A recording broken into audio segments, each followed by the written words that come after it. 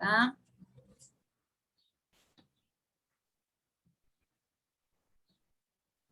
Bueno, siguen entrando participantes, pero ya estábamos en horario, así que si le parece, doctor Tortul, dar inicio Perfecto. a la actividad. Gracias.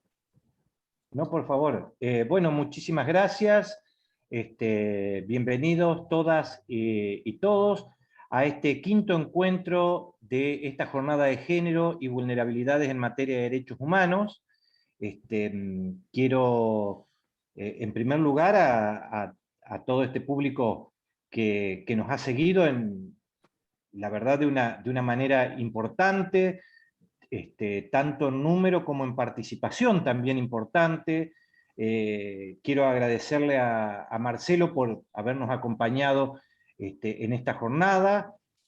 Por supuesto, a todas mis compañeras y compañeros de la Comisión de Género. Gabriela, eterno agradecido por este hermoso espacio que has abierto dentro de la asociación, permitiéndonos este tipo de encuentros y enriquecernos. A la doctora Misawak por este importantísimo acompañamiento en esta jornada, por estar también presente,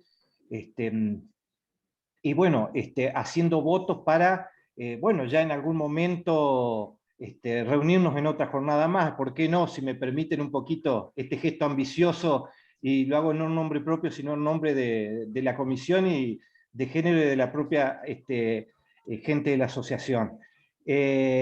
Bueno, dicho todo esto, quisiera darle la palabra a Gabriela para hacer la apertura de esta última jornada que, sinceramente, yo creo que ella va a compartir, ha sido más que exitosa.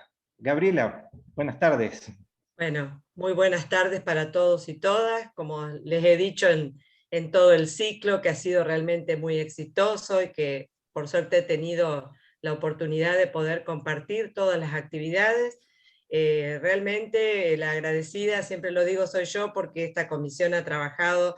Dardo, has organizado un ciclo muy exitoso, ha sido sostenido la cantidad de gente que ha participado de estos encuentros. Veo los rostros en las pantallas que se repiten, ha sido una asistencia perfecta, y eso es porque realmente la convocatoria ha sido novedosa, ¿no es cierto?, en las temáticas que se han propuesto, y de mucho interés y de mucha actualidad. Por supuesto, muchísimas gracias al doctor Truco, que cuando inauguramos las actividades, él fue el que nos dio esa primera charla de los derechos humanos, y que fue con los fallos de la Corte Interamericana, que fue tan exitosa también, que hoy recordábamos en unos minutos atrás, que hasta la transmitimos por streaming, que es bueno, la posibilidad que hoy nos permite vernos a todos en estos encuentros. Y por supuesto, desde ya muy agradecida con la presencia de la doctora Claudia Misawak, integrante de la Sala Penal del Superior Tribunal de Justicia. Con Claudia nos acompañamos mutuamente en las actividades. Yo también participo siempre que puedo en las actividades de Reflejar. Es una actividad también es muy buena. ¿Sí? Yo realmente quiero ese reconocimiento, porque la temática también es novedosa, Claudia, ahí en Reflejar. Son todos temas que por ahí nos cuesta encontrar en un libro, digo yo. Son actividades que uno le abren la mente y le hacen pensar en otras situaciones que por ahí no las tenemos a diario, o sí, y a veces no sabemos cuál camino para poder resolverlas de la manera, como siempre digo, brindando toda esta capacitación. La hacemos para brindar el mejor servicio de justicia, para el ciudadano y la ciudadana. Así que bueno, muy bienvenidos a todos y todas, y le dejo la palabra a Claudia, que sé que nos va a dar una calurosa bienvenida. Bueno, buenas tardes. ¿Me escuchan? Sí, Sí, buenas perfecto. tardes a todos, a todas. Buenas tardes, doctor Marcelo Truco, con quien tuvimos el gusto también de compartir aquel encuentro del año 2019. Ya parece hace mucho tiempo, pero fue hace poco tiempo. Quería decirles muy especialmente felicitarlos antes, además de saludarlos, felicitar a la persona de Gabriela López Arango, de la doctora López Arango, a la Asociación de la Magistratura y la Función Judicial, pero en ella a toda su comisión directiva. Muy especialmente también a la persona del doctor Dardo Tortul, a la Comisión de Políticas de Género, porque como decían recién, es el 5º encuentro. Ha habido 4 anteriores que han sido todo un éxito, no solo en concurrencia, sino en calidad de participantes, así que bueno, mis felicitaciones para ambos.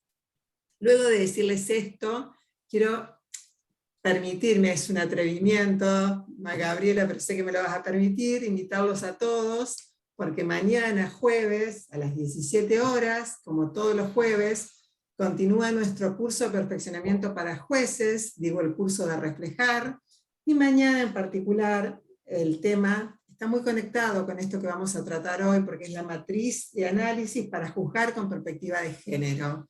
Quien está a cargo de esa exposición es una ministra del Superior Tribunal de Justicia de Neuquén, la doctora Llenaris. Es decir, yo lo que quiero recordarles, porque muchos de ustedes ya nos han acompañado, que este curso es un curso que los expositores son solo y únicamente ministros de Corte o superiores tribunales de justicia. Así que todos los jueves abordamos alguna temática transversal que no distingue ni instancias ni fueros. Así que quedan todos invitados para mañana a las 17 horas. Y ya usando también de este espacio, quiero comentarle y compartir con todos, porque el doctor Trucco seguramente nos va a informar sobre convenciones y paradigmas en materia de población carcelaria de mujeres. Yo solamente quería informarles un poco a todos, porque me siento en esa obligación, porque además en alguna medida estoy orgullosa como miembro de la Sala Penal del Superior Tribunal, cómo está compuesta y de qué cantidad de mujeres alojadas en los institutos carcelarios de la provincia de Entre Ríos estamos hablando. Estamos hablando de un total de 97 internas alojadas en 2 institutos o 2 establecimientos, Paraná y Gualeguaychú, Granja El Potrero, de toda la provincia. Pero esas 97 internas están compuestas por federales y provinciales. Esto quiero resaltarlo, y quiero resaltarlo también porque no es un parámetro nacional, doctor Trucco, por eso me permito decir esto. En nuestra provincia, solo el 2% de la población de mujeres penadas provinciales son procesadas, o sea, con prisión preventiva. El resto son solo condenadas, o sea, nosotros en nuestra población carcelaria estamos hablando de un 97% de mujeres condenadas. Esa proporción es diferente en el fuero federal, en los mismos establecimientos, pero en el fuero federal. En el fuero federal la mitad son penadas con prisión preventiva y la mitad son condenadas. También quiero resaltarlo porque me parece importante informar por ahí cuando alguien no es de la provincia, contarles que de las alojadas en los establecimientos nuestros, en particular en Paraná, hay una mujer cursando un embarazo, también hay alojado un menor de 4 años, eso es toda la población especial que tenemos por esta calidad de mujeres, digamos, esa es toda esa población especial que seguramente se va a referir el doctor Trucco, pero yo simplemente para ponerlo en números, y también para ponerlo en números me gustaría decirle que de ese total de la población carcelaria que hoy se encuentra alojada en las 2 unidades de las que estamos hablando de que un 52% de esas mujeres federales y provinciales tienen relación con la materia estupefaciente, están condenadas ya sea por microtráfico o por la 23737, como decimos nosotros, del fuero federal. Eso es el 52%. El resto en porcentaje son 2 cuestiones que también me gustaría destacarlas. Los delitos contra la integridad sexual. Un 8% mujeres copartícipes, condenadas como copartícipes en delitos contra la integridad sexual. El otro 8% delitos contra la propiedad. Y el resto lo componen 2, 3 y 4% de otro tipo de delitos. Esto también me parece importante resaltarlo a la hora de hablar de mujeres privadas de la libertad. Y también quiero comentarles, con respecto a mujeres privadas de la libertad y a un tema muy actual, cómo estamos llevando adelante esta contingencia de pandemia y COVID y vacunación. En los establecimientos, en estos 2 establecimientos donde hay alojadas mujeres, en este momento, del total, de esas 97 que conforman el total, 98 ya cuentan con las 2 dosis. El resto solo cuenta con 1 dosis. Y también quiero resaltar la edad de las mujeres que componen la población carcelaria argentina, entrerriana, perdón, en su mayoría. Estamos hablando de que más del 50% de las mujeres que componen este total son mujeres entre 31 y 50 años. En ese orden está el 62% entre los 31 y los 50 años. Está el 62% de las mujeres alojadas en nuestro sistema penitenciario provincial a cargo de distintos jueces o juezas según la jurisdicción. Bueno, dicho esto, doctor Trucco, solo para un pantallazo nuestro local, muchísimas gracias por haberme dado esta oportunidad, nada más, y un gusto escucharlo.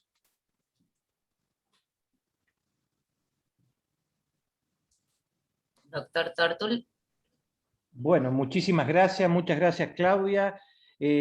Sumamente ilustrativo, sumamente importante lo que vos describías como un pantallazo, porque precisamente en el marco teórico la praxis transformadora siempre es importante. Además, nos permite también ver el cuadro de situación tal cual es, con la información a los efectos, ¿no es cierto?, precisamente de que precisamente de complementar ambos conocimientos.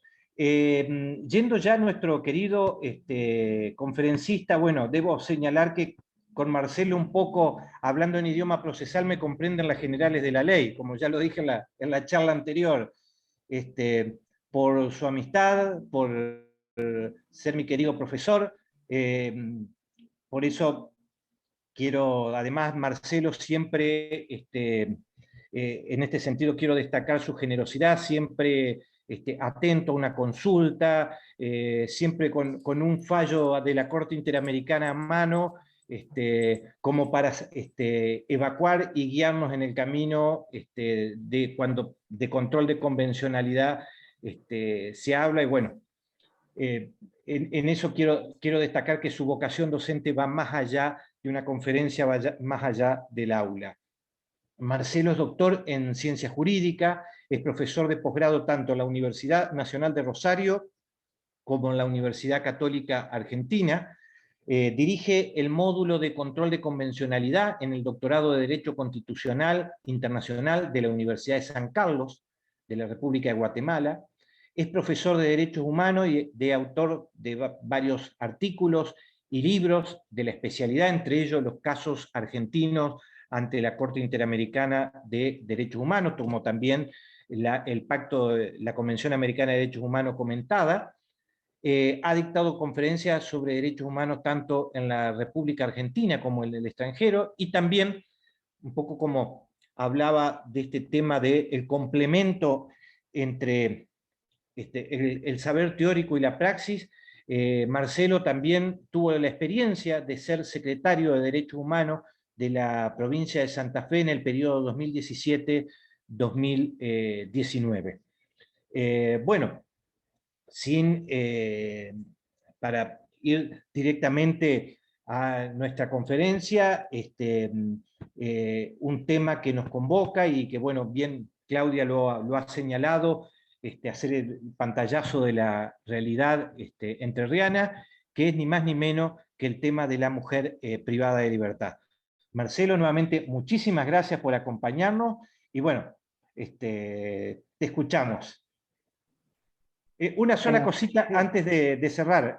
También quería señalar, bueno, agradecer a Claudia la felicitación, pero la Comisión de Políticas de Género es una construcción horizontal donde, bueno, está Laura, Noelí, Gisela, Ruth, Alicia, un montón de gente que sinceramente, perdón el término, le pone el hombro y que está siempre, siempre trabajando. No sería justo si me quisiera llevar esa felicitación yo solo, permitime que la haga, la haga extensiva a toda la gente de la comisión, que ha sido un grupo humano buenísimo, muy lindo, y bueno, por eso hago voto por seguir trabajando y tener una próxima jornada. Muchas gracias. Bueno, muchas gracias, buenas tardes a todos, a todas. La verdad que el agradecimiento especial, querido Dardo, por la invitación, doctora Misahuac, por sus palabras también y por ofrecer este espacio, Gabriela, doctora López Arango desde la Comisión de Género, Virginia también ahí desde el apoyo, y bueno, y a todo el equipo, ¿no? de la Asociación de la Magistratura de Función Judicial por la invitación. Créanme que es un verdadero placer. Escuchaba atentamente a la doctora Misahuac, no me queda más que agradecer y fundamentalmente felicitarlos, y felicitarlas por haber promovido esta actividad tan importante, ¿no? La cantidad de participantes y también la importancia de la variedad de ámbitos de incumbencia, ¿no? Porque a veces podemos generar actividades con destinatarios y destinatarias bien precisas. Podríamos acá solamente estar hablando a magistrados, a personas que trabajan exclusivamente dentro del ámbito de la función judicial, y sin embargo, por lo que tengo entendido, hay psicólogos, psicólogas, hay trabajadores sociales, por supuesto, abogados y abogadas, y funcionarios judiciales que nos acompañan, pero bueno, qué bueno hablar de esta temática, ¿no? Del género, de las vulnerabilidades en este ámbito interdisciplinario, porque me parece que es el ámbito correcto, ¿no? En donde deben precisamente estudiarse y analizarse estas temáticas, ¿no? Fíjense lo que decía la doctora Misahuac, mañana una capacitación y una instancia de formación también sobre la importancia de juzgar bajo la perspectiva de género. Créanme que están dando cumplimiento al promover estas instancias de capacitación a una obligación internacional. Porque cuando uno lee las sentencias de la Corte Interamericana de Derechos Humanos, cuando uno ve recomendaciones formuladas por la CIDH, cuando habla sobre las cuestiones de la violencia contra las mujeres, una de las primeras cosas que remarca a los estados es profundizar las instancias de capacitación en los funcionarios y funcionarias judiciales, en el servicio penitenciario, en las fuerzas de seguridad, en definitiva en todos aquellos que representan la voluntad del Estado, y me parece que este es el camino, ¿no? De poder siempre seguir tomando herramientas. No quiero que esto sea, por supuesto, una clase magistral. En una hora, menos de una hora, mi intención es poder poner arriba de la mesa nuevas instancias de debate, ¿no? Ese es un poco el objetivo de estos encuentros, de que podamos irnos pensando también qué cosas deberíamos optimizar si estamos haciendo las cosas bien, y fundamentalmente qué cosas deberíamos revisar si estamos viendo que algunas cuestiones necesitan una mirada un poquito más profunda para revertir fundamentalmente situaciones de violación de derechos humanos.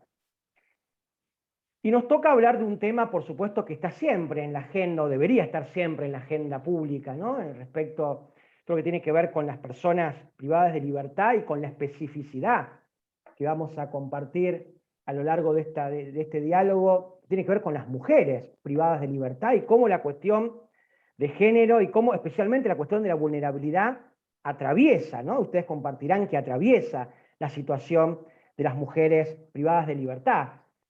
O incluso también las mujeres que aún no estando transitando en una unidad carcelaria, están bajo a lo mejor medidas que tienen que ver con la no privación de la libertad, medidas, ¿no? O que por ahí están en alguna situación, atravesando alguna situación de privación de la libertad de manera especial. Y me viene muy bien también conocer las estadísticas que mencionaba la doctora Misahuac, porque se trata de eso también, de intercambiar algunas prácticas, algunas políticas que vienen llevando adelante las distintas jurisdicciones, porque de esto se trata, ¿no? Compartir, yo les voy a compartir algunos datos también y algunas políticas llevadas adelante en el ámbito de la provincia de Santa Fe, con una mirada también, decía Dardo, que a mí me tocó, viste, estas vueltas de la vida que la profesión a veces te lleva en ámbitos donde a veces no lo esperás, y que es poder tener una mirada desde distintos lados, ¿no? Me tocó durante mucho tiempo poder acompañar la situación de personas ante la vulneración de derechos y hacerlo desde el ámbito privado, y en algún momento esta hermosa profesión me desafió a hacerlo desde la mirada del Estado, hacerlo desde el ámbito público, ¿no? Ni más ni menos en este caso teniendo la posibilidad de direccionar algunas políticas públicas en el ámbito de la provincia de Santa Fe, y me ha llevado a ver desde adentro algunas situaciones y poder entender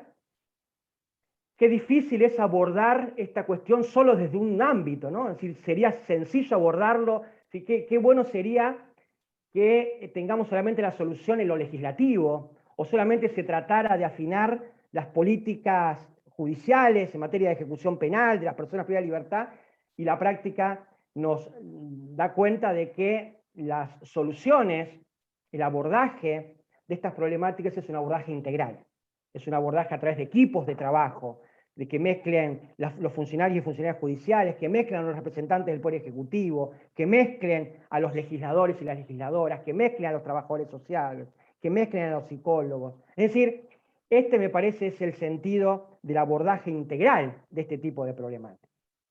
Y por supuesto me toca a mí hoy compartir una mirada desde mi ámbito de incumbencia, ¿no? Yo no quiero ser por ahí insolente de meterme en cuestiones que seguramente muchos y muchas de ustedes manejan con mayor profundidad.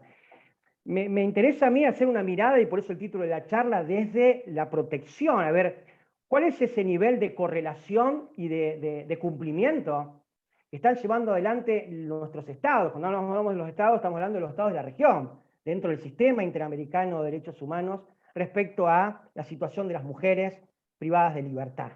Y por supuesto que vamos a hablar en general, y hablamos en general porque de alguna manera la mayoría de los datos provienen de instituciones en el ámbito del sistema interamericano que durante muchos años están trabajando la cuestión de las mujeres privadas de libertad.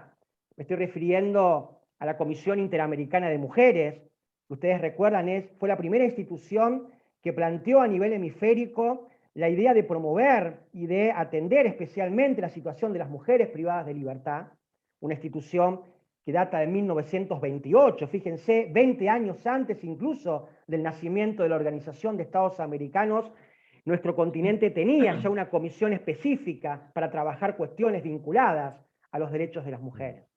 Por supuesto, los datos estadísticos también vienen de la Relatoría sobre los Derechos de las Mujeres, esta relatoría especial que ha creado la Comisión Interamericana durante la década del 90 y que sirve precisamente para estudiar, aportar datos estadísticos y para poder promover también la necesidad de articular trabajos entre los distintos estados que formamos parte del sistema interamericano. Me gustaría, a ver si puedo, creo que sí, compartirles pantalla. Ahí vamos. A ver si lo pongo ya. Ahí está.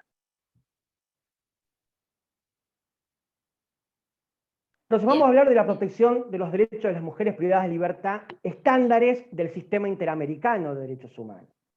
Primero, ¿a qué nos vamos a referir cuando hablamos de estándares del sistema interamericano? No solamente al aspecto normativo, es decir, cuáles son las principales normas que el sistema puede aplicar en relación a la protección de las mujeres privadas de libertad, sino que también lo vamos a completar con algunas interpretaciones que del contenido de esas normas viene dada por los intérpretes auténticos de estos instrumentos que, como sabemos, son la Comisión y la Corte Interamericana de Derechos Humanos, ¿no? Por eso hablamos de estándares, incluyendo no solo las normas, sino también incluyendo a las interpretaciones emanadas de la Comisión y fundamentalmente de la Corte Interamericana de Derechos Humanos.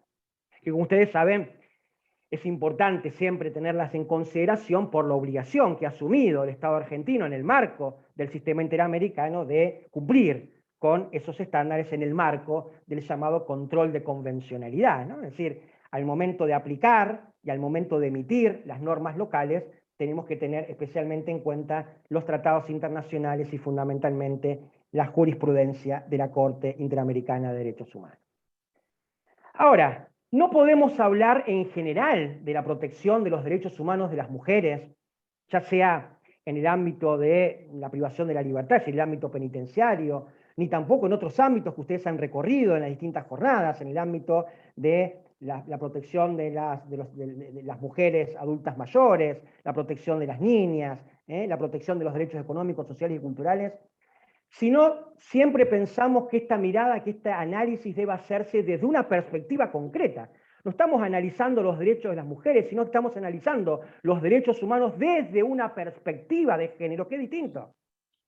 Porque si no, parece ser que la idea de perspectiva de género implica solamente una dinámica o una mirada desde lo femenino, cuando en realidad es mucho más amplio, ¿no? Es cómo poder analizar y cómo pueden ser las dinámicas de las relaciones humanas que penetran las relaciones estructurales, las políticas, las económicas, culturales, y que impactan, sin duda, de un modo desigual, de un modo diferenciado, en varones y en mujeres, ¿no? Por eso quiero comenzar con esto, ¿no? Refrescar que vamos a abordar los derechos de las mujeres privadas de libertad, pero lo estamos haciendo desde esta mirada, desde esta perspectiva de género, que Lagarde habla especialmente como aquel enfoque o contenido conceptual que le damos al género para analizar fundamentalmente la realidad y fenómenos diversos, evaluar las políticas, la legislación, el ejercicio de derechos, diseñar estrategias, evaluar acciones. Por eso fíjense que no es lo mismo juzgar que juzgar con perspectiva de género, porque estamos evaluando ahí la forma en que el desempeño de la función judicial se hace precisamente respetando esta mirada interseccional, esta mirada que atraviesa problemáticas puntuales, que hacen que las mujeres se vean más expuestas a vivir situaciones de discriminación, y eso el derecho y la justicia, por supuesto, no puede desatender o mantener ausente esa mirada. Y también les propongo hacer este análisis desde otro enfoque, también hoy muy hablado, y que es el enfoque interseccional, la interseccionalidad. ¿Y qué es esto? Como ahí les pongo en la diapositiva, analizar o abordar los derechos de las mujeres desde una mirada interseccional implica o permite dar cuenta de la existencia de otras estructuras de dominación que complejizan a la de género. Y acá me estoy refiriendo a la etnia, a la raza, a la clase, a la orientación sexual, a la edad, al origen nacional.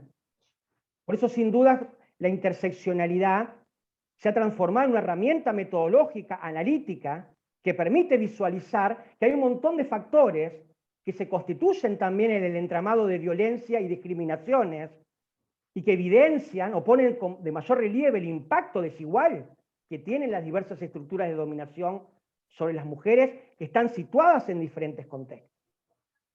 Entonces fíjense que esto es muy importante tenerlo en cuenta, ¿no? Este análisis interseccional, porque recorre las problemáticas de género, recorre las vulnerabilidades, ¿no? Las situaciones que tienen que ver con las mujeres, pero que a su vez están en un contexto de pertenencia a pueblos originarios, o en contextos de privación de la libertad, o que son discriminadas también por el origen de su nacionalidad, o porque pertenecen a sectores económicamente expuestos a una situación de mayor vulnerabilidad. Bien decía la doctora Claudia recién, y esto también es una realidad que compartimos en la provincia de Santa Fe, si uno indaga sobre las condiciones sociales, ambientales de las mujeres que hoy están privadas de la libertad en las unidades penitenciarias, también en la provincia de Santa Fe, compartimos ese diagnóstico. Son mujeres, en la mayoría de los casos, hasta no escolarizadas, o que tienen un nivel de escolaridad mínimo, que en la mayoría de los casos están en una situación por debajo de la línea de pobreza.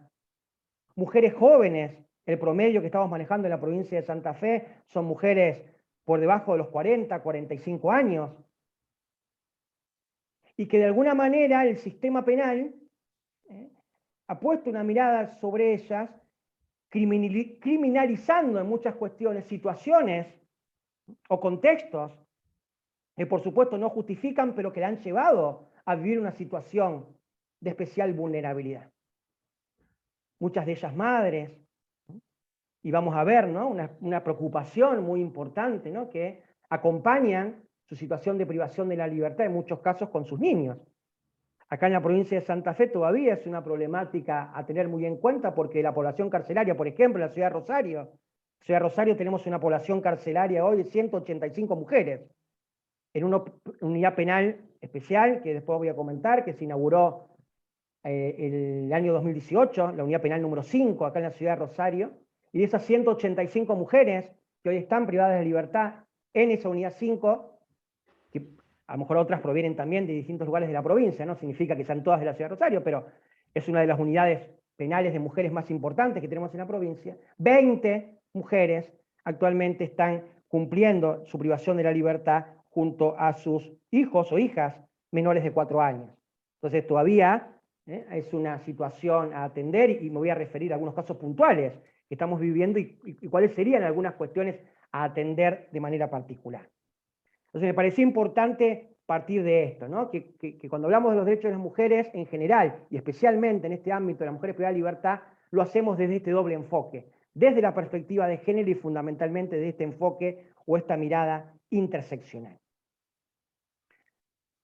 Por supuesto que un segundo aspecto a tener en cuenta es que cuando hablamos de la situación de personas, mujeres en este caso, privadas de libertad, no podemos desconocer desde las obligaciones internacionales el rol que ocupa el Estado como principal garante de los derechos y las libertades, de los derechos fundamentales, las dignidades fundamentales de las personas privadas de libertad.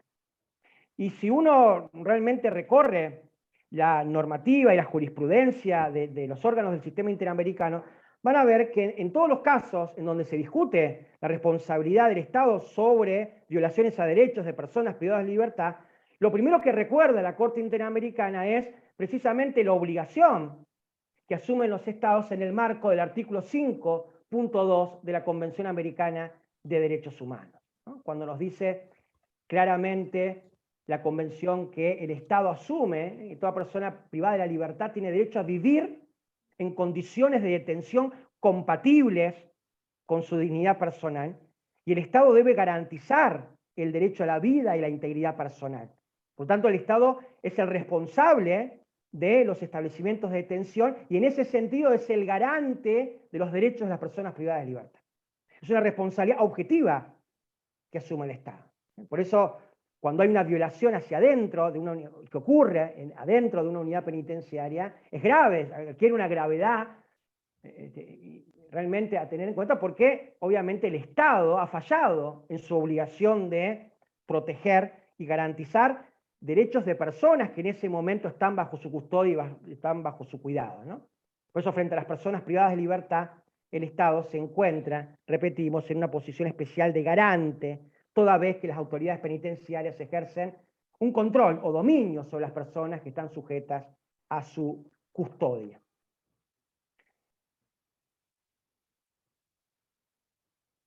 El sistema interamericano de derechos humanos y el sistema universal tampoco, no le han dedicado un tratado especial a la situación de las mujeres privadas de libertad, pero por supuesto nosotros podemos inferir, podemos extraer normativas protectoras de otros instrumentos del sistema interamericano, por supuesto el más conocido en el ámbito de la prevención, la sanción y la erradicación de la violencia contra la mujer, la famosa Convención de Belém do Pará del año 1994. ¿Por qué traigo la Convención de Belém do Pará? Porque, como ustedes bien saben, la Convención, digamos, el corazón de la Convención, el principal objetivo de la Convención es cómo los Estados, de una vez por todas, podemos comprometernos a respetar y a garantizar el derecho de todas las mujeres a llevar adelante una vida libre de toda forma de violencia. Esto es el corazón, es el objetivo más importante que tiene la Convención de Belém do Pará. Y este derecho de las mujeres a una vida libre de toda forma de violencia implica esa libertad en todos los ámbitos en donde las mujeres desarrollan su vida, tanto en el ámbito público como en el ámbito privado. En ese objetivo, el capítulo 3 de Belém do Pará trae, en el artículo 7, ustedes recuerdan, una serie de obligaciones concretas que los estados deben asumir en ese objetivo de garantizarle a las mujeres una vida libre de toda forma de violencia. Y fíjense que en el artículo 9 nos dice claramente que para la adopción de las medidas a que se refiere este capítulo, es decir, las medidas que el Estado, y ahora vamos a repasar, debe tener en cuenta, los estados deben fijarse especialmente la situación de vulnerabilidad a la violencia que puede sufrir una mujer en razón de determinadas situaciones que tienen que ver con su raza, con su condición étnica, con su condición de mujer migrante, con su condición de mujer refugiada o desplazada. Y menciona al final que esta adopción de medidas debe tener especialmente en cuenta la situación de vulnerabilidad a la violencia de las mujeres en situación de privación de la libertad. Entonces fíjense que no es que la Convención de Belén no se refiere a la situación de las mujeres privadas de libertad, todo lo contrario.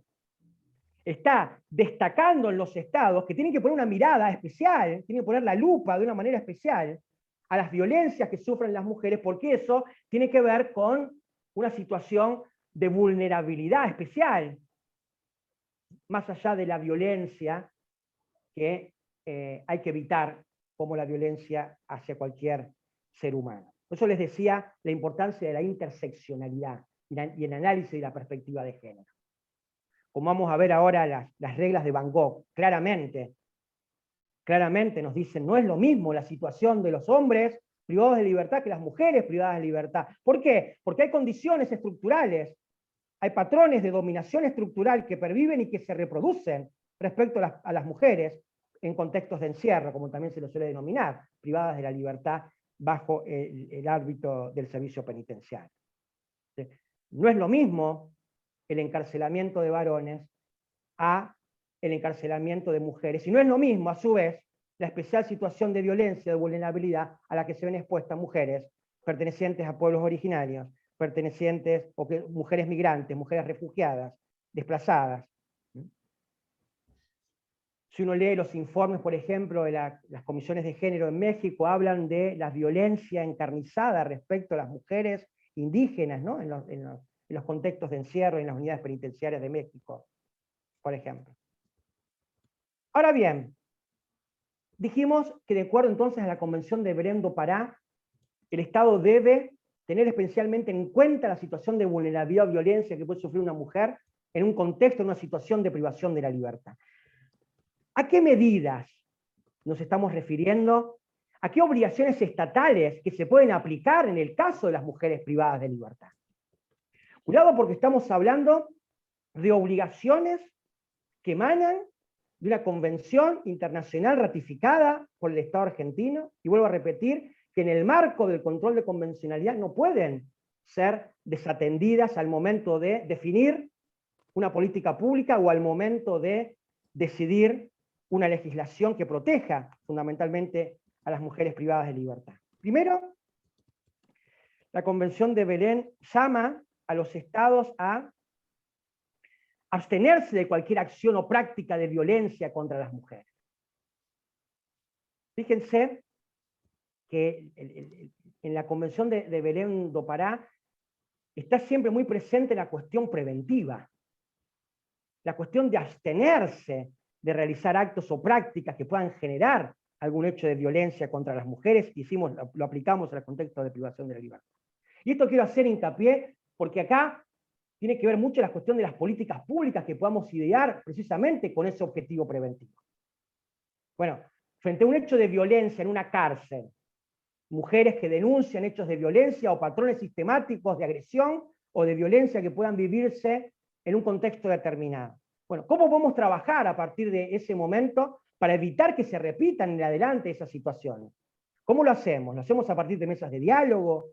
¿Lo hacemos a partir de convocar a actores interinstitucionales? ¿Lo hacemos dando la participación de las mujeres, precisamente, privadas de libertad, que pueden vivir y que pueden contar su realidad, que pueden contar cuáles son los desafíos y cuáles son las carencias que tiene el sistema a los fines de poder garantizar sus derechos fundamentales?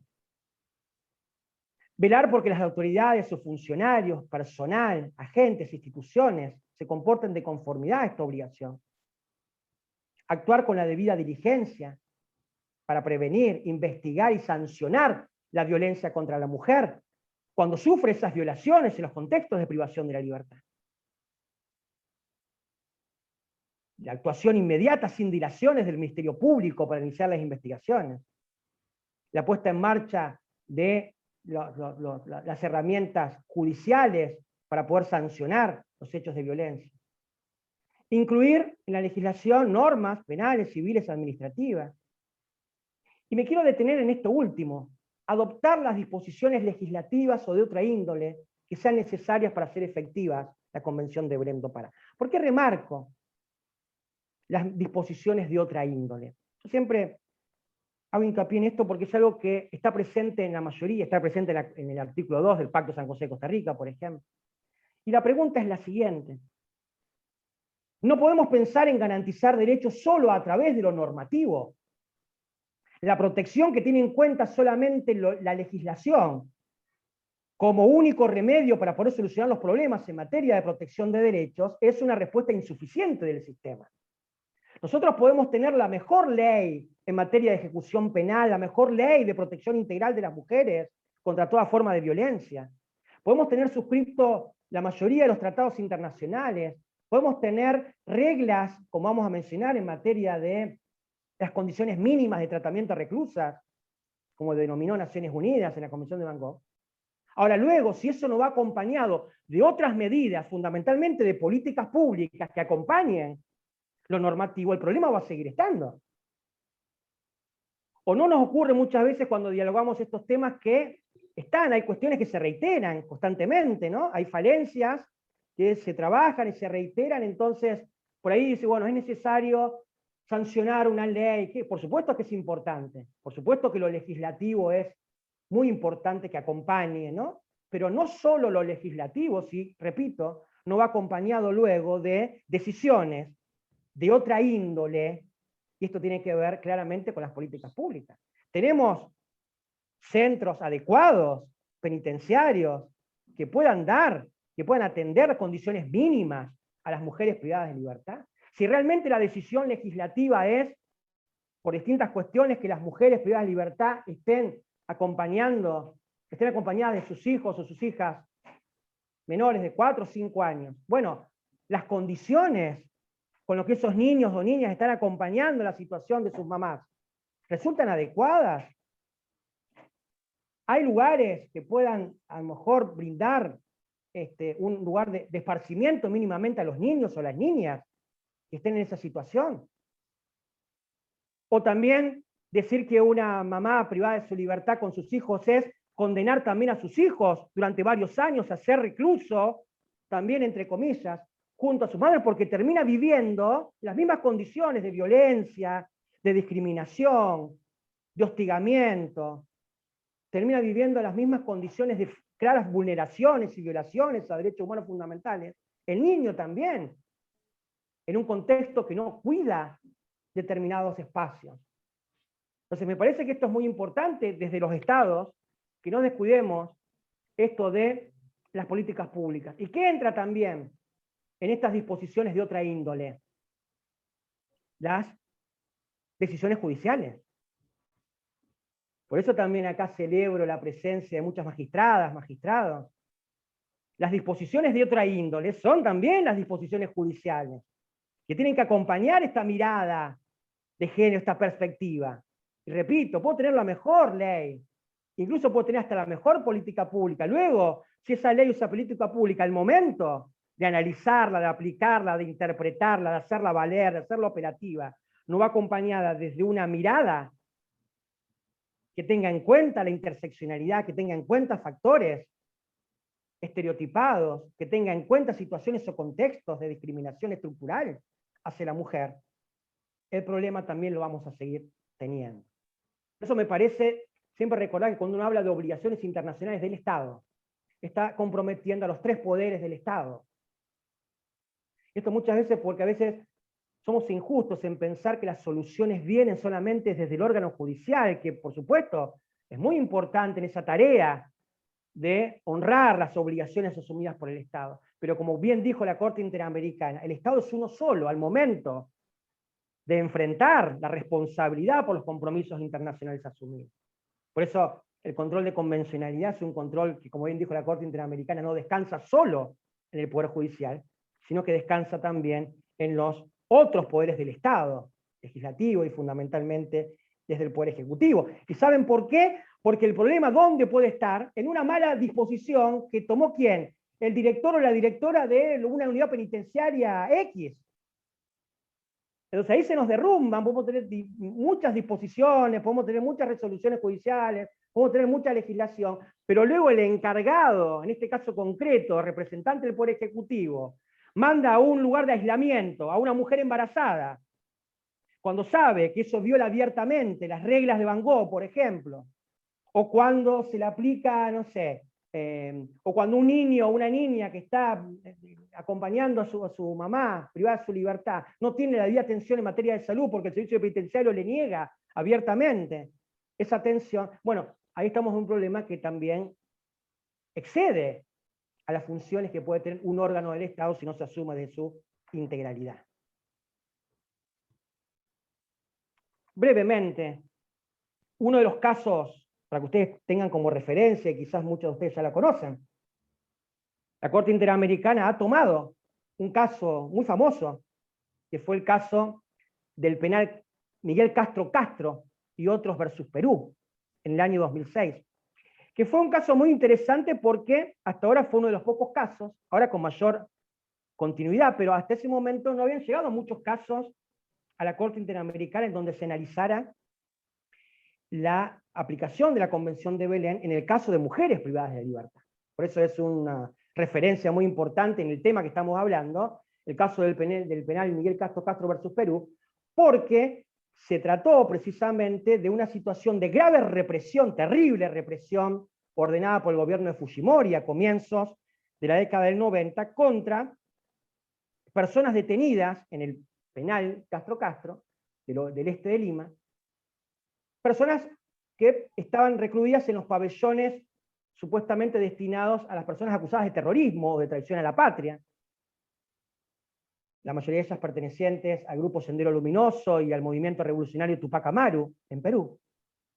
Y acá, ¿qué se analizó? Que durante mayo de 1992 el gobierno de Fujimori pone en marcha el llamado operativo Mudanza, así se lo llamó, que era un operativo diseñado especialmente para trasladar a los acusados y a los detenidos a otro penal, pero que terminó siendo un acto de terrible represión sistemática, organizada por las autoridades nacionales en ese momento, y que llevó a la muerte de muchas personas, y muchas de ellas mujeres. ¿Por qué? Porque uno de los lugares donde se atacó especialmente fue el pabellón 1A, que es el pabellón destinado a las mujeres. Por eso utiliza la Corte Interamericana el caso del penal Miguel Castro Castro para analizar, más allá de las violaciones en general al debido proceso, las violaciones, el atentado a la vida, a la integridad física de las personas, la situación en particular que tuvieron que sufrir las mujeres, especialmente detenidas en el penal Miguel Castro Castro. Primero, estar viviendo con varones en ese momento, ¿no? En segundo lugar, el haber sufrido, como lo pongo ahí, intromisiones gravísimas a su integridad física, que constituyeron claros hechos de abuso sexual y de violaciones. Violencia sexual claramente prohibida como forma de violencia por la Convención de Belén do Pará. Y esto es algo que lamentablemente solemos ver cuando hablamos de violaciones a derechos humanos de las mujeres. Por supuesto estoy hablando en general, porque sé que se ha avanzado, entre comillas, se ha avanzado mucho en tratar de estar atentos, de prevenir estas situaciones, pero lamentablemente en muchas cárceles de la región vemos como bastante común esto de que no solo las mujeres tengan que sufrir estos actos de violencia que afectan su dignidad, que afectan su cuerpo, que constituyen claramente actos de violencia sexual. No solamente ellas, sino también sus familias, hermanas, parejas, muchas veces, ya sea de mujeres o ya sea parejas de hombres detenidos, privados de la libertad. Se comprobó en el caso del penal Miguel Castro Castro que una de las internas denunció haber tenido que sufrir una inspección vaginal dactilar, terriblemente violenta, terriblemente violatoria de su integridad personal, por penitenciarios masculinos. Y fíjense que acá lo que dice la Corte Interamericana es que no solamente el acto de violencia sexual, sino también las consecuencias psicológicas, la situación que tuvo que padecer varias de las mujeres en el penal Miguel Castro Castro, se encuadran en el delito de tortura. Así ha encuadrado, fíjense, la Corte Interamericana estos hechos de, refiriéndose en este caso puntual a las inspecciones vaginales dactilares, como un acto de tortura. El Estado violó el artículo 2 de la Convención Interamericana para prevenir y sancionar la tortura. Fíjense que la Corte Interamericana va descubriendo de a poco que muchas de las violaciones a los derechos humanos de las mujeres se evidencian a partir de la reproducción, decíamos, de patrones estructurales de discriminación contra las mujeres. Fueron atacadas por el hecho de ser mujer. Hubo toda una intencionalidad dirigida hacia las mujeres, por el hecho de ser mujer y para violar y para quebrantar su voluntad por motivos fundamentalmente basados en el género. Por supuesto que cuando hablamos de la situación de mujeres privadas de la libertad, nos tenemos que referir a 2 o 3 situaciones bien concretas. Primero, saber de que más allá de los elementos normativos, de las disposiciones vertidas en instrumentos convencionales vinculantes que tenemos no solo a nivel del sistema interamericano, sino también a nivel del sistema universal, recordemos la Convención de CEDAW, etc. También hemos avanzado en la constitución de las llamadas reglas mínimas de abordaje y de tratamiento en distintos temas. En este caso, recordemos que en materia de reglas que tienen que ver con el reconocimiento y el respeto de mujeres privadas de libertad, mujeres reclusas, como se lo denomina, tenemos las reglas de Bangkok, que son reglas que han sido adoptadas por Naciones Unidas a fines del año 2010, diciembre del año 2010, que es un instrumento sumamente valioso porque, si bien es un instrumento fundamentalmente de naturaleza política, porque es adoptado por la Asamblea General de Naciones Unidas, y se les denomina regla de Bangkok no porque hayan sido firmadas en Tailandia, sino porque se reconoce a Tailandia en ese momento como el país que más hizo fuerza para que se pudiesen sistematizar algunas reglas mínimas de tratamiento de las mujeres privadas de libertad. Son importantes porque, a pesar de no tener esa naturaleza estrictamente vinculante como la tienen los tratados internacionales, son observaciones, son reglas que permiten orientar las políticas públicas y que permiten orientar las legislaciones adecuadas para, en este caso, la protección de las mujeres privadas de libertad. Quiero hacer esa diferencia técnica, porque el no cumplimiento de las reglas no implica la responsabilidad internacional del Estado, pero sí son reglas que tienen un peso muy importante a la hora de, repito, orientar el trabajo y orientar las políticas públicas en materia de la situación de las mujeres privadas de la libertad. Estas reglas de Bangkok, fíjense, lo primero que nos dice es esto que anticipábamos, ¿no? Que las reclusas, las mujeres privadas de libertad, son uno de los grupos vulnerables que tienen necesidades y requisitos específicos.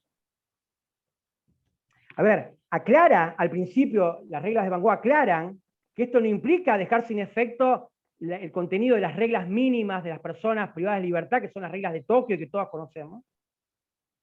Sin embargo, fueron necesarios profundizar en cuestiones específicas, porque precisamente nos damos cuenta que hay necesidades, que hay patrones estructurales de discriminación que se reflejan en las mujeres privadas de libertad y que tienen que ser atendidas bajo esta mirada interseccional y bajo esta mirada de género. Uno de esos temas es, sin duda, la situación de las mujeres privadas de libertad con sus hijos o con sus hijas. Es una situación que, bueno, afortunadamente, como decía la doctora, en la provincia de Entre Ríos, en las principales unidades penitenciarias de mujeres, es un problema mínimo o es una situación que afortunadamente se ha podido mantener estable con un número prácticamente nulo o muy bajito de mujeres hoy que están atravesando su situación de detención acompañada de sus hijos. Claro, esto tiene un porqué que lo podríamos discutir. Hay muchos psicólogos, por eso no quiero meterme en un área que no es de mi incumbencia, pero desde el sistema internacional, los fundamentos que se han dado para esta situación, que uno lo ve objetivamente de afuera, sino no es conveniente que un niño o una niña esté junto, pero ¿cuáles son hoy los fundamentos? Por un lado, una circunstancia que, aunque parezca mentira, tiene que ver con la propia situación de vulnerabilidad de muchas de estas mujeres, que si no están acompañadas de sus hijos, muchas veces esos hijos pueden o correr el riesgo de ser institucionalizados, o ser entregados a lo mejor a familiares que a lo mejor no van a tener un cuidado muy correcto sobre su desarrollo. Y por eso se dice, bueno, más allá de estas cuestiones, también hay la cuestión, como lo dice la propia Convención de los Derechos del Niño, de velar por el interés superior del niño y de la niña. Y en este caso, quizás, lo mejor para ese interés superior es preservar y resguardar el lazo afectivo que une al niño a la niña, o que debe unir al niño a la niña con su mamá, aún cuando su mamá esté en este contexto tan difícil, que es el de estar privada de su libertad. Entonces, si bien hay que seguir, me parece, insistiendo y trabajando sobre la absoluta necesidad de tratar de evitar, en la medida de lo posible, que mujeres estén privadas de la libertad junto a sus hijos, mientras tanto, y mientras pueda todavía tenerse esas situaciones entre unidades penitenciarias, bueno, ¿cuáles son las obligaciones que asumimos desde el Estado? Para que ese tránsito de los niños no sea un tránsito que termine perjudicando su psiquis y que termine perjudicando también su proyecto de vida en una edad de desarrollo significativo, muchas veces desde lo afectivo para los niños. En este sentido, las reglas de Banco le dedican varias, valga la redundancia, reglas, varias orientaciones a los estados, por ejemplo, en cuanto a el tratamiento, que los estados tengan bien en cuenta de que los niños, lo dijimos, no están tan bien recluidos, no están tan bien pagando una sanción impuesta por el Estado. En segundo lugar, que las unidades penitenciarias deban velar por resguardar también cuestiones que atiendan ya no solo a las mamás, sino también atiendan la situación propia y personal de los niños. Me tocó muchas veces discutir en la gestión pública, por ejemplo, cuando uno indaga, bueno, cómo está la cuestión de la atención de la salud de las mujeres privadas de libertad, ¿se la está atendiendo, no se la está atendiendo? Bueno, ¿y qué pasa con los niños, las niñas? Sí, también las revisa el doctor, viene el médico clínico, los revisa, ¿no? Pero tiene que haber un pediatra. Tiene que haber un pediatra que venga y que controle el peso, que controle la alimentación, como se le controla a cualquier niño o niña en los primeros años de vida. Entonces, cuando uno pregunta, bueno, está bien, pero ¿hay un control también sobre estas cuestiones? No, bueno, hay que hacerlo, urgente. Y en el caso de las mujeres privadas de libertad, bueno, ¿hay análisis clínico? Sí, hay análisis clínico. ¿Y hay análisis ginecológicos específicos? Y no hay un ginecólogo o ginecóloga que atienda. Bueno, pero tiene que haberlo, porque no. Sí, pero ya viene el médico y los atiende, pero el médico general, el médico clínico, y falta la especificidad que tiene que ver precisamente con cuestiones, con problemáticas de salud que a lo mejor necesite la mujer atenderlo con ese nivel de profundidad. Bueno, estas son las cuestiones, ¿no? Pequeños ejemplos, estoy viendo, bueno, cómo el Estado tiene que estar atento ahí para remediar rápidamente algunas situaciones. Vos fíjate, sí, pero se está atendiendo la salud, sí, pero no se la está atendiendo bajo esta perspectiva de género. No se la está atendiendo desde la perspectiva de una mamá estando privada de su libertad junto a su hijo o su hija y necesita, su niño o su niña necesita también que ir al jardín. Sí, pero no tenemos medios para que los niños vayan al jardín. ¿Y entonces qué pasa? El niño no va a la escuela. Entonces, se le está aplicando una consecuencia de una persona que está cumpliendo también la prisión junto a su mamá, pero ella también está privada de su libertad. En el caso de la provincia de Santa Fe, decía, en el año 2018 se inauguró un nuevo centro, la unidad penal número 5, mujeres. Y a ver si puedo, perdón, quiero dejar de compartir y a ver si les puedo compartir simplemente una imagen que, cuando se pensó la construcción de la unidad número 5, se pensó también destinar un pabellón, se llama el pabellón de madres, ¿no? Es decir, que no convivan. A mí, antes de construirse esta unidad, o mejor dicho, mientras se estaba construyendo la unidad penal número 5, había una especie de vieja comisaría, en donde ahí estaban la mayoría de las mujeres privadas de libertad. Se lo denominaba históricamente la cárcel de mujeres, pero en realidad la cárcel de mujeres era un lugar ubicado casi en el macrocentro de Rosario, un lugar muy chico donde convivían, imagínense, en una situación de hacinamiento, la mayoría de las mujeres privadas de libertad. Me tocó concurrir una vez ante una situación de reclamo generalizado y afortunadamente no llegó a mayores, pero me tocó concurrir en ese momento a esa unidad, hoy ya no existe más, y me tocó ver ahí en vivo y en directo la situación de las mujeres privadas de la libertad con sus hijos o con sus hijas, y ver la situación en la que realmente estaban. O sea, prácticamente veníamos de una situación en donde casi se prende fuego el penal, y yo decía, esto se prendía fuego acá, ¿y qué hacen estos niños acá gateando y jugando? Y pasaba uno con el triciclo al lado de una especie de cuarto, podemos decir, celda, donde entraban 3 mujeres, había conviviendo 10 mujeres, y los niños, y la situación, y ahí en el medio del charco, y en el medio de suciedad. Decís, bueno, por eso cuando se piensa la nueva unidad, se piensa un pabellón específico para mujeres, mamás que estén con sus hijos ahí, con sus hijas, y fíjense, por eso les quería compartir una imagen, a ver si se ve.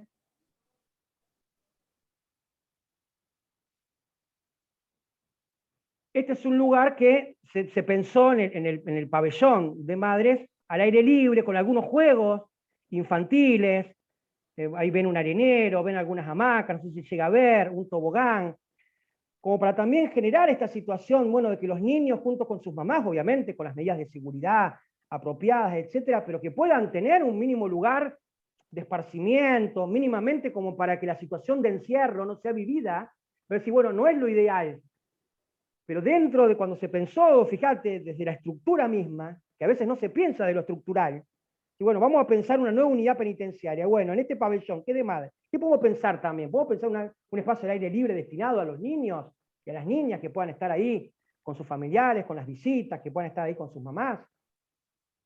Es un ejemplo de alguna manera una política pensada en ese momento para atender una situación desde ya bastante difícil, ¿no? Pero bueno, se pensó en este sentido. Sin dudas, quiero volver a compartir. Acá está.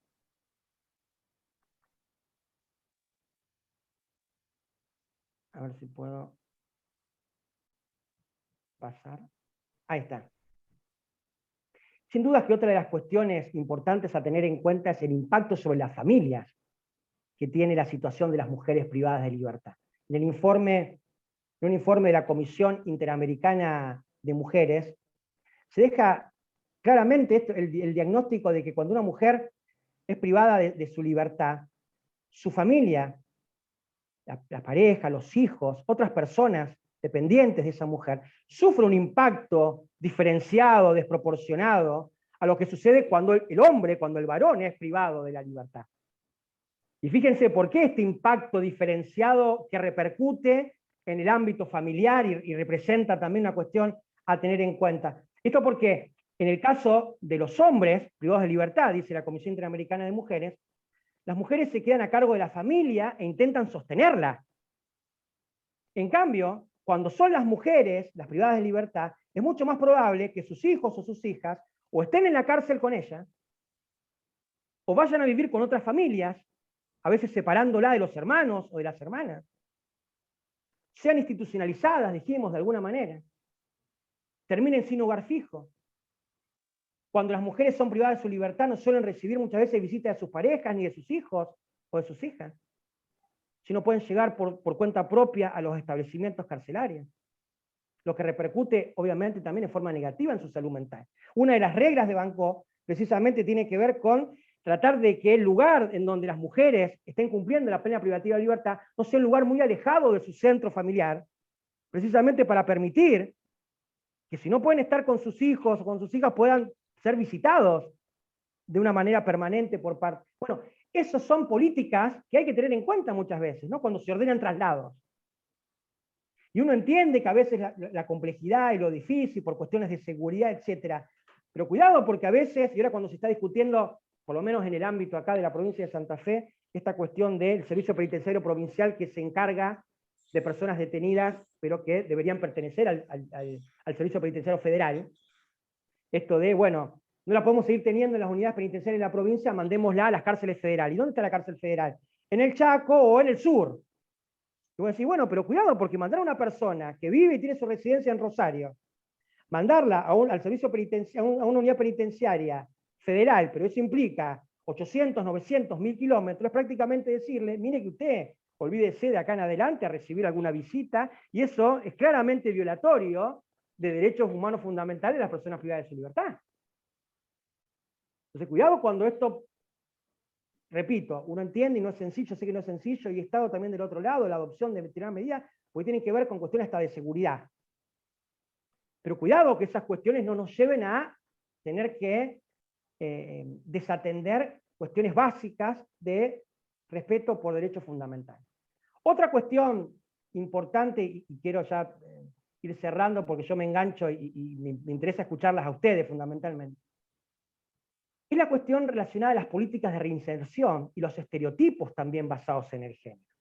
Acá también extraído de la Comisión Interamericana de Mujeres. Una de las principales críticas a los programas de formación ofrecidos muchas veces a mujeres privadas de libertad es que se concentran en habilidades propias y que responden a patrones estereotipados propios de las mujeres.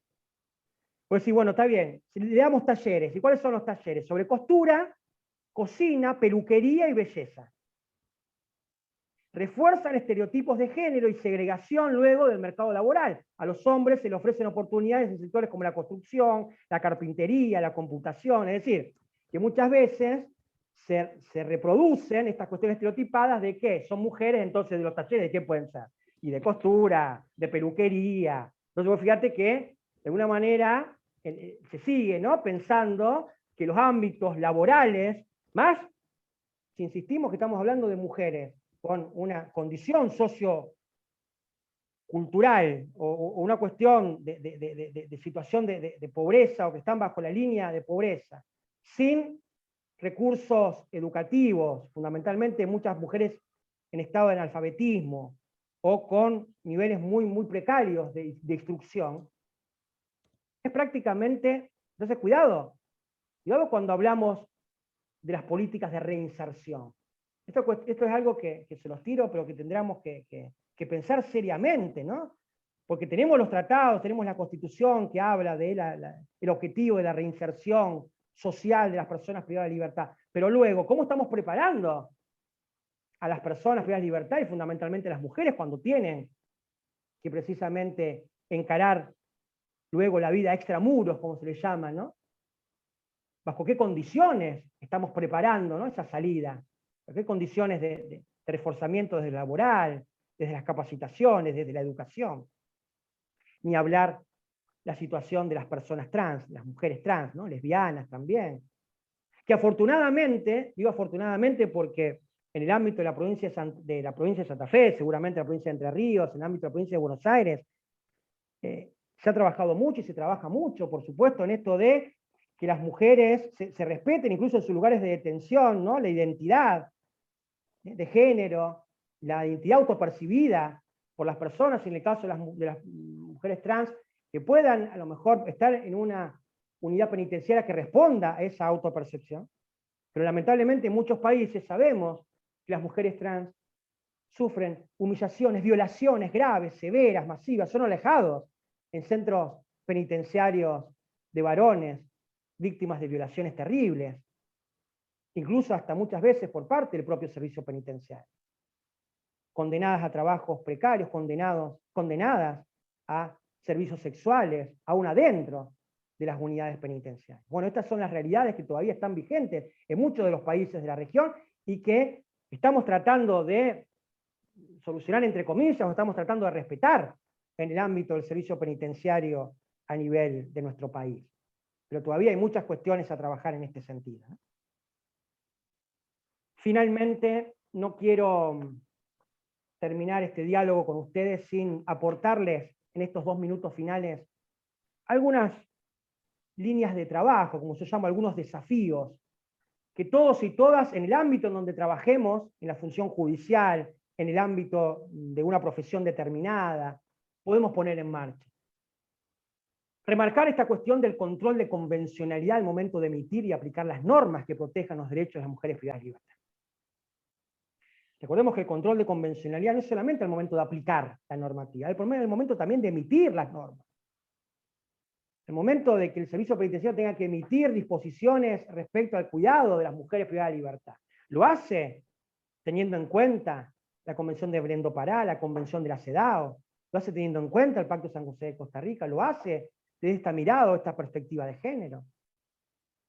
Y cuidado porque aquellos que tienen la enorme responsabilidad, el enorme compromiso de representar al Estado, como jueces o juezas, como agentes de la administración pública, como legisladores, sepan que en sus decisiones está comprometida la obligación del Estado. Porque si no, ¿qué nos ocurre? Que decimos que la culpa es del Estado, la obligación es del Estado, pero no identificamos a quienes representan la voluntad del Estado. Por eso es la conciencia y el trabajo permanente de que cuando un agente del servicio penitenciario trata mal, tortura a una mujer, cuando no respeta sus derechos humanos fundamentales en el ámbito de su privación de libertad, está comprometiendo al Estado argentino. Cuando un juez o una jueza falla sin perspectiva de género, está quizás generando en ese mismo momento la responsabilidad internacional del Estado. Entonces, es reafirmar el compromiso de quien representa en el día a día y en el caso concreto al Estado, porque si no perdemos la noción de quién es el Estado.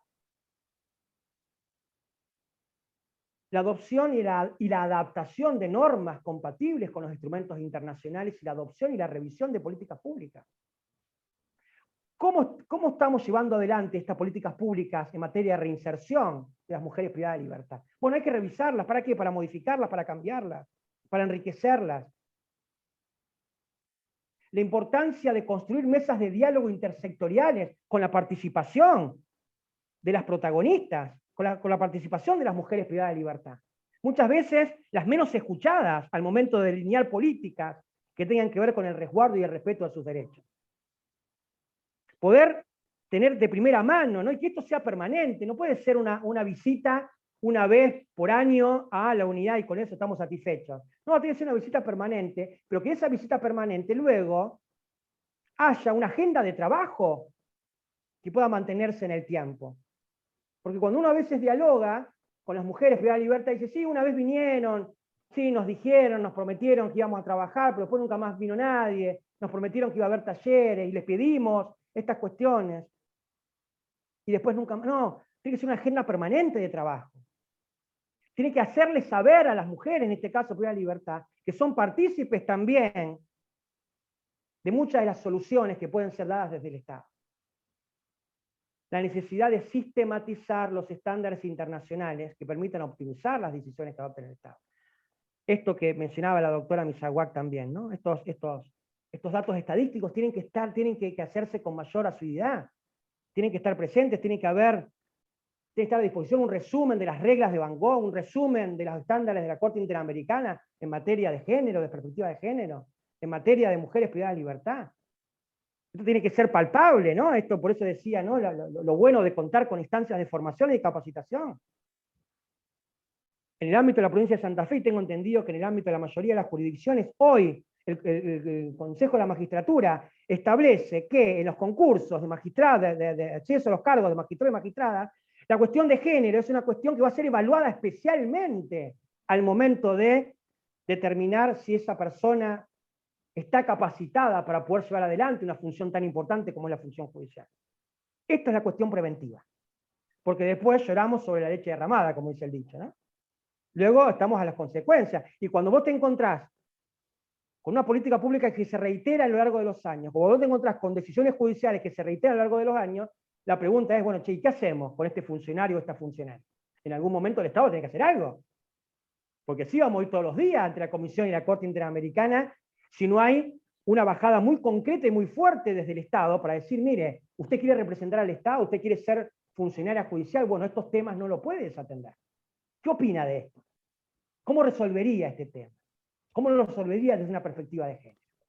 Esto también son acciones preventivas. Y por supuesto, la capacitación, ¿no? La formación, la capacitación, insistir con llegar a quienes están trabajando día a día, en este caso con las mujeres privadas de libertad, con el personal penitenciario y con otros agentes que trabajan también con las mujeres privadas de libertad. Otro error, trabajar solamente con el personal penitenciario. No, hay que trabajar con los trabajadores sociales, hay que trabajar con los psicólogos y las psicólogas, hay que trabajar con los representantes de la Secretaría de Derechos Humanos, hay que trabajar con los legisladores. Esto cuando yo digo, cuando hablamos de capacitación y de formación, es en un sentido integral también. Es sentar en la mesa a todos los actores que van a ser protagonistas precisamente de los cambios.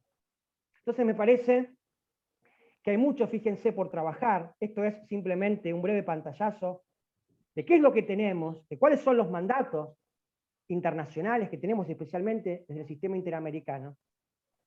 Uno, insisto, con esperanza y con gratitud, ve muchas cosas que se han ido solucionando, entre comillas, con el paso del tiempo, que se han ido atendiendo.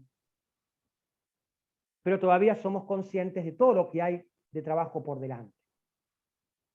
Sin duda esto nos tiene que animar para reforzar y reafirmar el compromiso, insisto, desde el ámbito en que cada uno nos toque, incluso desde el ámbito de la docencia, esto que estamos haciendo, desde el ámbito de la capacitación, desde el ámbito de la formación. Porque en definitiva, seguimos insistiendo, en esta mejor abordaje, en esta mejor formación, está comprometido el bienestar de todas las personas, mujeres, varones, todas las personas que demandan continuamente el respeto y las garantías de sus derechos fundamentales.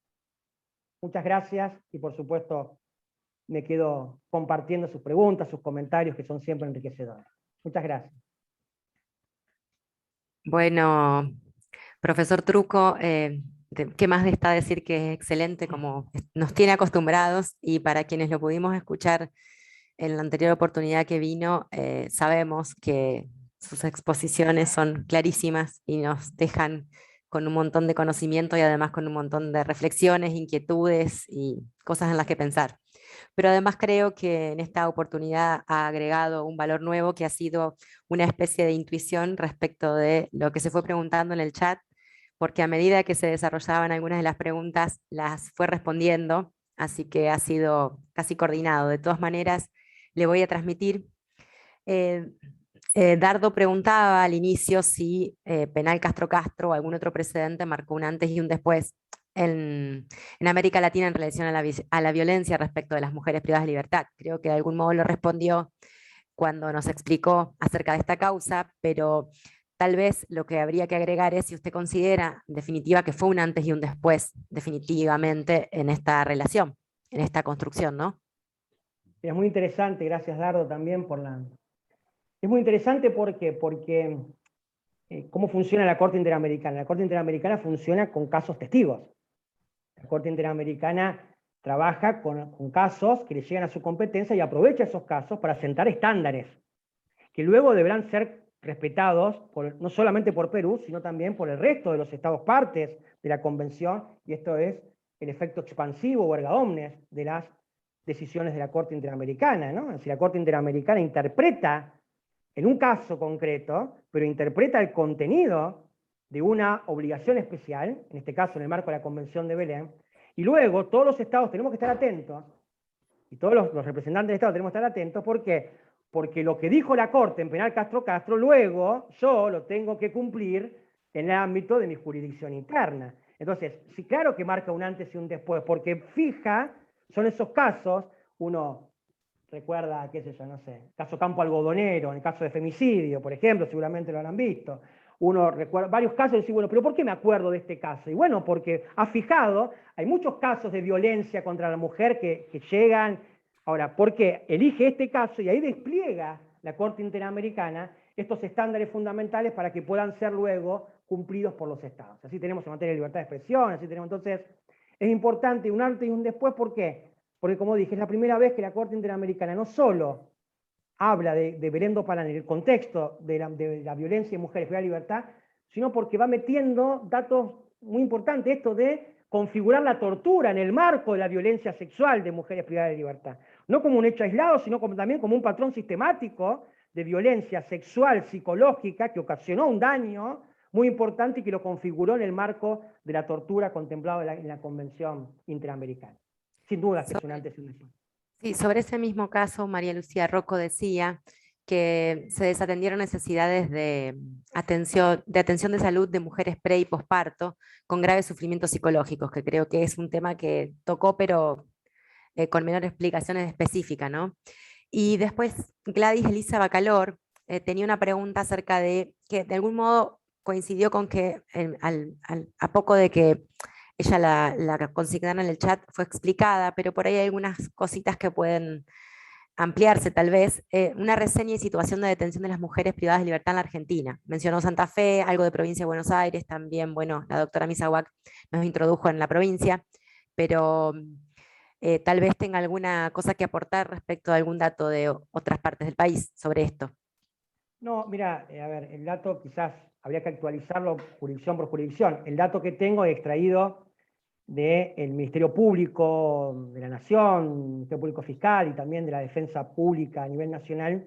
Coinciden algunos datos muy generales, por ejemplo, esto que decía la doctora Misahuac, que si bien, por supuesto, la población, el porcentaje de población femenina de las unidades penitenciarias sigue siendo mucho menor a la población masculina, se advierte en algunas jurisdicciones un incremento de la población, por ejemplo, en el ámbito de la provincia de Santa Fe, ¿no? Es decir, hay un mayor incremento y esto tiene que ver también con muchas de las cosas que decía la doctora Claudia, esto de que varias de las mujeres privadas de la libertad están por causas federales, fundamentalmente vinculadas a las drogas, ¿no? A las estupefacientes. Entonces, esa cuestión siempre muy compleja, ¿no? Porque sabemos que no solo en el ámbito de las mujeres, sino también en el ámbito de los varones, pero tiene mucho que ver también con la criminalización de ciertos sectores a partir fundamentalmente, ¿no?, del fenómeno de las drogas. Pero bueno, ya te digo, hay un porcentaje, no quiero ser demasiado preciso, pero aproximadamente de un 14, 15, 20%, ¿no?, del total de la población carcelaria en el país que pertenece a la población femenina, ¿no? Luego, cada jurisdicción ha ido avanzando en distintos temas. Por ejemplo, hay algunos déficits, me parece muy evidentes en algunas jurisdicciones provinciales en los lugares de detención. Todavía hay lugares de detención en donde están hasta mezclados en la misma unidad penitenciaria, mujeres y varones, obviamente en pabellones distintos, pero compartiendo prácticamente, ¿no?, el mismo lugar. Bueno, esto por supuesto deberá corregirse, pero ya te digo, y permitime nada más una palabra respecto a lo que me decías, o que decía otra colega, en relación a las mujeres embarazadas o las mujeres que terminan teniendo el parto o alumbrando en este contexto tan difícil. También me ha tocado acompañar y tratar de estar encima de situaciones en donde vos, por ejemplo, ves a una mujer que obviamente se acompaña a un efector de salud y esposada hasta el último momento cuando no hay ningún tipo de peligro de fuga o cuando está la situación absolutamente controlada, y sin embargo la mujer embarazada con dolores, imagínense, en ese momento todavía sometida a algunas condiciones que obviamente distan de un trato mínimo, ¿no?, de respeto a derechos fundamentales que debe tener cualquier persona, y mucho más una mujer que está en esa situación a punto, obviamente, de dar a luz, y bueno, y sin embargo, pues, y también el ámbito de privacidad.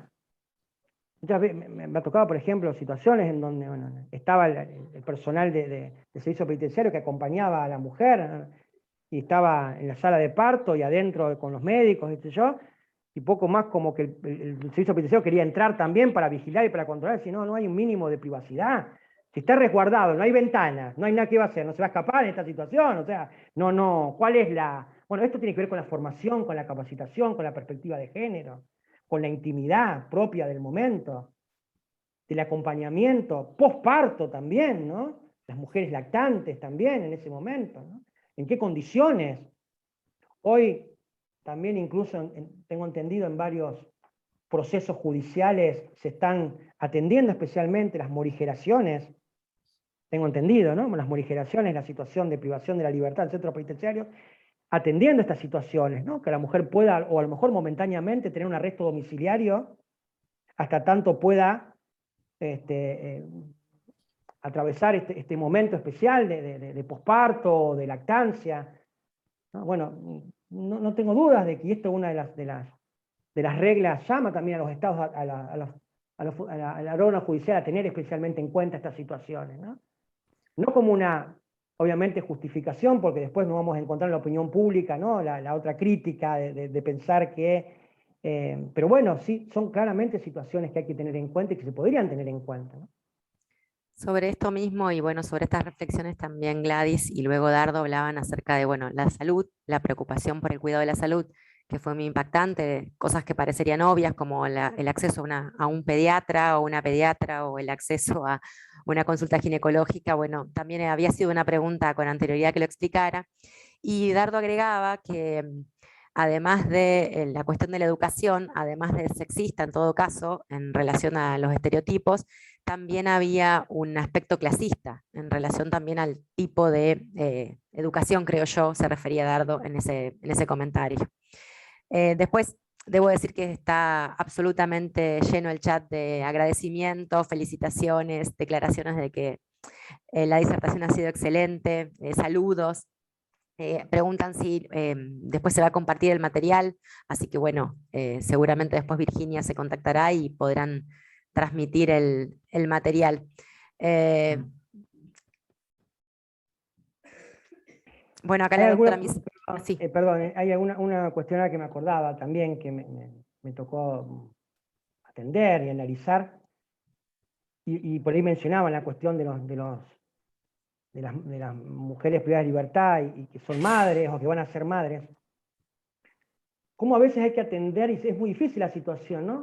Una vez con la Dirección de Niñez nos tocó analizar, y el servicio penitenciario, esta situación de una mamá que estaba precisamente cumpliendo una condena muy grave no se le acusaba, se le había condenado, en realidad no se le acusaba, se le había condenado por haber matado a un hijo. En una situación, de un contexto, pero bueno, esa era un poco la condena. ¿Qué pasó? Volvió a quedar embarazada. Entonces ahí lo que se discutía era si inmediatamente a que tenga el niño o la niña se lo retiraba, pero simplemente bajo la situación o pensando que lo que le hizo a uno le podría pasar al otro. Y lo que se discutía, y lo tiro como una discusión, porque obviamente es muy profundo y hay que analizarlo de distintas dimensiones, lo que se discutía es si es una decisión que pueda tomarse solamente pensando en que lo que hizo una vez lo puede volver a hacer, porque en definitiva entonces podríamos pensar, y esto es una opinión muy personal, en que a esa mujer se le puso la pena también accesoria de inhabilitación absoluta y perpetua para volver a ser madre, que acompaña a su condena, y si esto no tiene que estar también medido, analizado desde factores de acompañamiento psicológicos, desde trabajo social, desde un montón de cosas, porque yo lo que decía es, bueno, ¿dónde está o sea, esto pasó hace algunos años, pero la mujer alegaba un contexto muy difícil y ella obviamente alegaba que no había sido responsable de ese hecho. Ahora, ella mostraba de que ella quería tener a su hijo y quería tener a su hija y quería tenerla con ella y que consideraba injusto de que se lo sacaban, se lo arrebataran precisamente por... Bueno, son estas cuestiones que también atraviesan, ¿no? Cuestiones concretas, porque uno puede ver las reglas de Van Gogh, las reglas de Tokio, pero después en este caso concreto, voy a decir, no, a esta chica le van a sacar, ni bien nazca, decir, bueno, discúlpeme, permiso, esto del Estado, lo vamos a institucionalizar porque usted lo más probable es que la mate, de acá a un par de meses lo va a matar seguramente. Voy a decir, pero ¿por qué no trabajamos en conjunto? ¿Por qué no trabajamos con equipos interdisciplinarios? ¿Por qué si hay una sospecha en ese sentido? Bueno, aseguremos las condiciones precisamente de seguridad. Hay cámaras que pueden estar atendiendo. ¿Qué le va a hacer? Hay personas que están, bueno, que lo haga, que tenga encuentros con sus hijos, con sus hijas. Bueno, primero cuidados, cuidados con acompañamientos terapéuticos, que vaya haciéndose un análisis continuado de la relación, del vínculo entre la madre y el hijo, pero no prejuzguemos, no caigamos con esas cuestiones estereotipadas de ya está listo, ya le caímos que lo que hizo una vez lo va a volver a hacer, porque con ese sentido entonces es muy difícil, ¿no? Pensar, bueno, me acordé ahora porque era una de las discusiones, ¿no?, que teníamos, y ¿qué hacemos en esto? Me parece muy injusto que venga una decisión así, totalmente desatendida, sin que tengamos acá el acompañamiento de la opinión de otros actores. Por eso la importancia de lo interdisciplinario al momento de abordar, cuando hay niños y niñas, bueno, esté dirección de niñez, que estén los psicólogas, las psicólogas, que estén las trabajadoras sociales, que vean cómo se va acompañando el devenir de esa mujer en el contexto de su privación de su libertad. Creo que un poco... Ah, perdón. Sí. Sí. No, claro. Las trabajadoras sociales dicen, mira, nosotros no vemos ningún peligro, no vemos ninguna situación que pueda poner en peligro la situación. Claro, por otro lado, que nos decían, y si les llega a pasar algo, ¿quién se hace cargo? Y bueno, así también, a ver, viste que está. Es decir, bueno, vos firmás que a este niño, a esta niña, está bien, yo le voy a autorizar que viva con su madre en privada de la libertad. Pero después vos te haces responsable si le pasa algo como le pasa. No puedo yo asegurar eso, nadie va a poder asegurar eso. Uno puede tener algún tipo de trabajo, etcétera, pero ¿quién va a firmar? Yo firmo que él no le va a hacer nada. Muy difícil llevar el planteo a ese terreno de vos asegurame que, no sé si se entiende, lo tiro, ya les digo, como idea y como situaciones que se dan y que a mí me tocó atravesar en la práctica, ¿no? Creo que un poco se relaciona con un comentario de Paula Montefiori que decía acerca de la importancia de juzgar con perspectiva de género y cómo influye en la imparcialidad, en el sentido objetivo para decidir libre de estereotipos, sobre todo en casos al valorar la buena o mala madre. Bueno, ella lo ponía en el ejemplo de la prisión domiciliaria, pero tiene que ver con esto que explicaba. Después, Elizabeth Martínez quiere hacerle una consulta acerca de su opinión sobre la idea social que considera que muchas veces las mujeres son puestas en escena central del delito, porque en ciertas oportunidades se entienden que pueden gozar de la privación de libertad bajo la modalidad domiciliaria.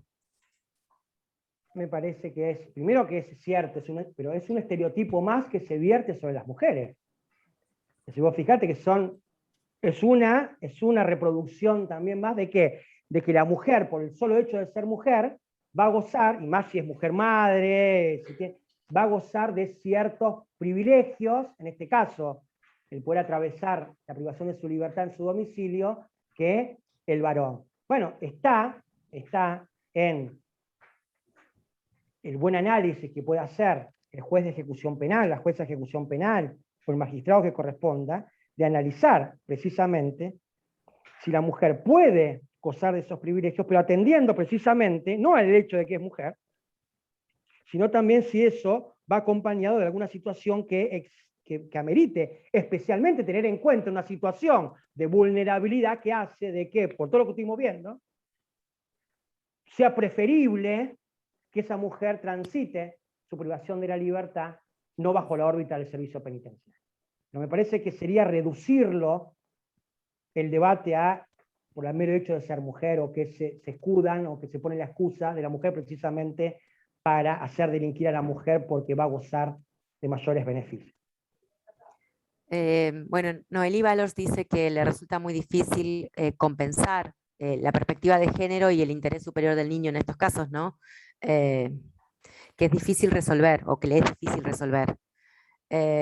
Comparto, por eso digo, siempre las decisiones que son tan difíciles, porque uno sabe los contextos, cuanto más trabajo interdisciplinario que aporten una solución, uno puede tener una mirada jurídica a lo mejor, uno puede tener una mirada, pero que si eso va acompañado después de una mirada social, de una mirada interdisciplinaria de salud mental, bueno, yo creo que me parece que eso puede de alguna manera también mejorar la decisión que uno tome, que obviamente son decisiones que pueden ser erróneas, por supuesto, o que pueden ser equivocadas, pero que bueno, que puedan tomarse atendiendo o escuchando a la mayoría de los actores comprometidos un poco en la temática. Bueno, perdón por el desorden, pero voy leyendo a medida que puedo. Cada vez que profesor sigue hablando, aparecen nuevos mensajes, así que veremos si alcanzamos a contestarlos a todos.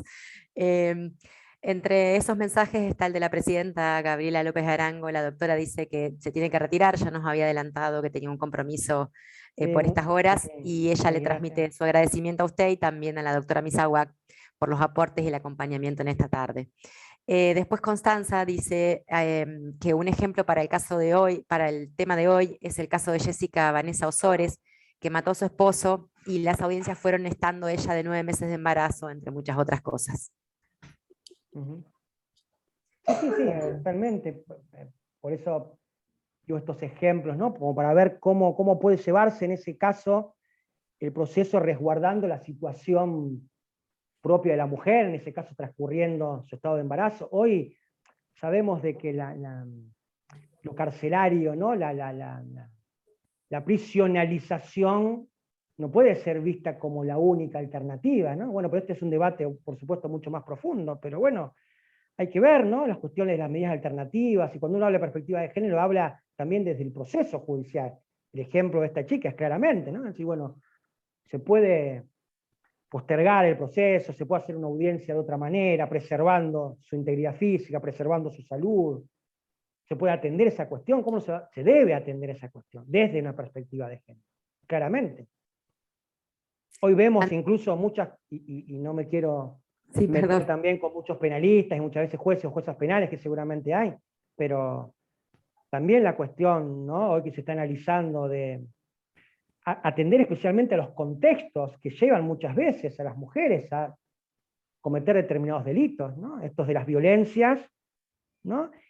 Pero contextualizadas, como se dice hoy, ¿no? ¿Cuántas veces hoy hay mujeres que llegan a una situación dramática, obviamente, desde también su oposición a la ley penal, pero que hay variables, hay contextos que por supuesto no deben desatenderse, no por supuesto justificando ninguna acción, pero sí por supuesto para ser tenidos en cuenta al momento de hacer una valoración integral de las circunstancias que han llevado a una persona a delinquir. A mí me ha tocado casos en donde mujeres con reclusión perpetua por haber sido condenadas por el asesinato de su marido. Uno ve las historias y mujeres que vienen atravesando situaciones y contextos de violencia terribles, y que, repito, no es la solución, obviamente, terminar con la vida, pero ¿cómo nos va a atender en una valoración integral desde esta perspectiva de género un contexto de sufrimiento y de violencia que ha marcado muchas veces a las mujeres y que la han llevado a tener que soportar durante años o durante décadas situaciones, y que la han llevado a veces a estas circunstancias dramáticas que luego obviamente enfrentan en un proceso penal? Bueno, un par de aportes. Acá Gabriela Pacheco, creo que desde Mendoza, dice que es común que las hijas e hijos que no tienen una familia extensa sean dados en adopción. Dice que es su experiencia en los juzgados de familia de Mendoza. También están los saludos de la doctora Misawak, que se tenía que retirar, y lo felicita nuevamente. A ver si... Bueno, entiendo que en el chat no hay más preguntas. Por supuesto que estamos sumamente agradecidos, interesadas, la cantidad de mensajes lo demuestra. Y bueno, no sé si Dardo va a cerrar esta jornada o si usted, doctor, quiere agregar algo más. Dardo. Bueno, si me habilitan. Te escuchamos. La estamos escuchando, doctor. A ver, ¿está el audio habilitado? Sí, sí. Bueno, Marcelo, igual que la gente del chat, y que todos los mensajes, por supuesto, felicitarte por tu claridad, por tu pedagogía. Le pasé el link a mi familia. Mi familia le pasé el link, tengo muchos primos en Entre Ríos que están participando en el chat. No. Bueno, además la profundidad de conocimiento tuyo, y bueno, agradecerte por acompañarnos, y bueno, estamos siempre a tu disposición. Muchísimas gracias nuevamente, gracias a todos los que han participado, y esperamos que haya un próximo curso, un próximo encuentro. Y por supuesto, Marcelo, te comprometemos en algún momento para una jornada más extensa, que sea de varios días, y podamos seguir profundizando esta temática que es tan importante como la materia de género. A todos mis compañeras y compañeros de la Comisión de Género, gracias. Y bueno, no tengo más nada para decir que simplemente el agradecimiento. Bueno, gracias, querido Dardo. Gracias a todos, a todas. La verdad que un placer, un gusto. Realmente uno, a pesar del cansancio y las actividades cotidianas, pero créanme que uno disfruta compartir con colegas, disfruta enriquecerse con las distintas miradas, así que por supuesto el agradecimiento por la invitación, y yo soy el que queda a disposición de ustedes para seguir compartiendo estos encuentros tan motivadores, y como muchos de ustedes están diciendo, ¿no? Esto si algo de lo que dije los invita a seguir pensando, los motiva para redoblar el esfuerzo, créanme que mi participación ha quedado satisfecha, ¿no? Porque esa es un poco la idea que tengo cuando comparto estas actividades tan ricas y tan motivadoras. Así que muchas gracias a ustedes, ha sido un gusto. Bueno, muchas gracias, doctor. Siguen entrando los mensajes, esto parece una votación minuto a minuto, siguen entrando los mensajes de agradecimiento y felicitaciones. Bueno, a Y ustedes, bueno, felicitaciones por las jornadas. Un lujo. espero que nos encontremos próximamente Bueno, en alguna otra oportunidad. Muchas gracias. seguro que sí. Muchas gracias. Buenas tardes a todos y a Buenas todas. tardes. Chao, chao.